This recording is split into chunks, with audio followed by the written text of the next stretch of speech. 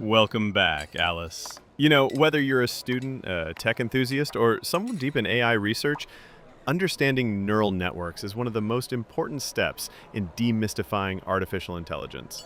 It's the gateway to grasping how machines learn, adapt, and even communicate.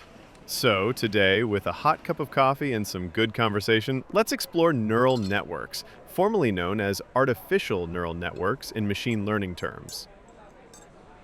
Oh, perfect timing, Michael. I've been knee deep in image recognition datasets, and these networks feel like magic. So, what exactly is a neural network? Picture a digital brain, layers of interconnected nodes, neurons, where every neuron in one layer connects to each neuron in the next. Those links let information flow, patterns emerge, and predictions form. And here's a headline example. OpenAI's ChatGPT is powered by a specialized neural network called a transformer-based architecture, specifically the GPT, or Generative Pre-trained Transformer Model. It ingests text as tokens, uses self-attention to weigh context, then generates coherent responses we chat with daily. That's the magic and the math at work. So, neural nets give machines perception and language? Fascinating. Exactly, and we're just scratching the surface. Let's peel back the layers: structure, functionality, that GPT twist, and then see how they're reshaping our world. Neural networks operate in three acts. First, the input layer. Raw data flows in, pixels, words, or audio.